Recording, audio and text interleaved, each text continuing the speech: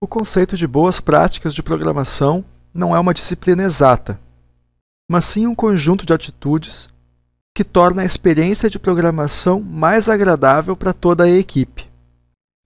É possível, no entanto, definir uma série de características básicas que torna a qualidade do software e a experiência de programação mais elevada.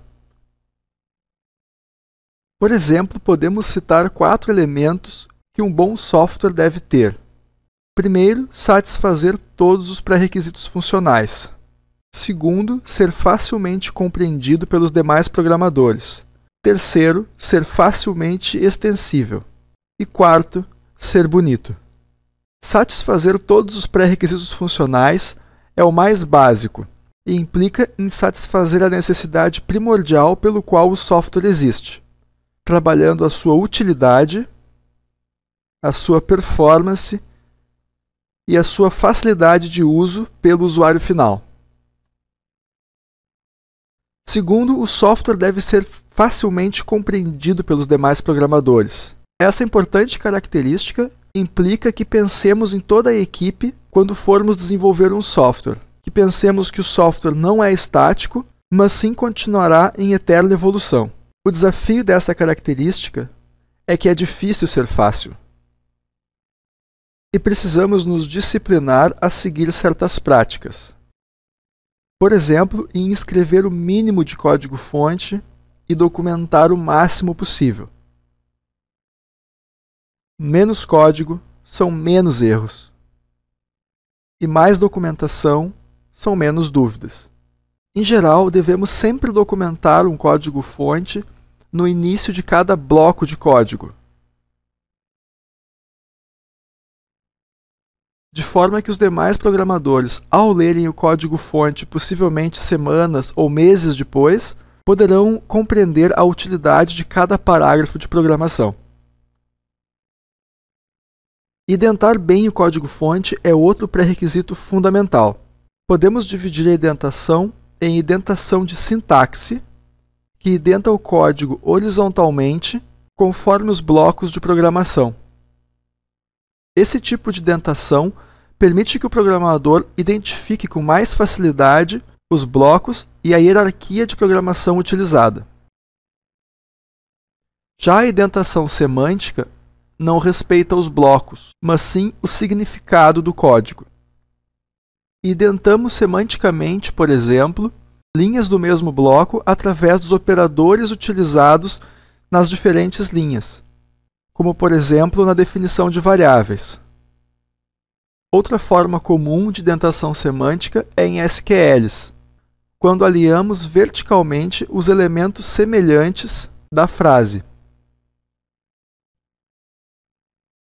Seguir os padrões de programação já utilizados pelos demais programadores é fundamental. Devemos, portanto, usar nomenclaturas verbalmente claras. No Plune, utilizamos letras maiúsculas e minúsculas para tornar as expressões como nomes de tabelas, nomes de campos e nomes de aplicativos de fácil compreensão. A primeira letra da palavra sempre é maiúscula, enquanto que as demais são sempre minúsculas. Esse formato permite que os programadores identifiquem mais facilmente o significado das palavras. Nomenclaturas semanticamente claras são ainda mais importantes, e elas pressupõem que o significado das palavras sendo utilizadas para o nome de tabelas, campos, variáveis e todos os elementos de programação expressem com precisão o seu significado. Por exemplo, devemos evitar abreviações excessivas em nomes de campos ou nomes de tabelas, e optar por nomes mais completos e que designem com precisão a composição daquele elemento. Não devemos também usar técnicas incomuns para solucionar problemas comuns. E devemos discutir soluções novas com toda a equipe quando elas forem necessárias, evitando que cada programador crie seu próprio padrão para resolver os problemas.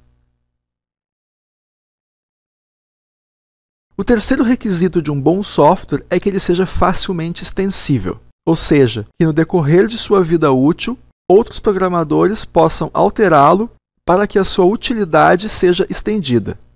Em geral, esse requisito pode ser satisfeito com uma boa normalização de banco de dados, que culmina sempre em bancos de dados bem estruturados e, portanto, mais facilmente extensíveis. E por fim, mas não menos importante, um software deve ser bonito. Um software não existe apenas pela sua utilidade para o usuário final, mas ele existe também como um modo de expressão e relação entre o programador que o desenvolveu e o usuário que vai utilizá-lo. Software, portanto, é uma forma de expressão e, como tal, pode ser considerado como arte.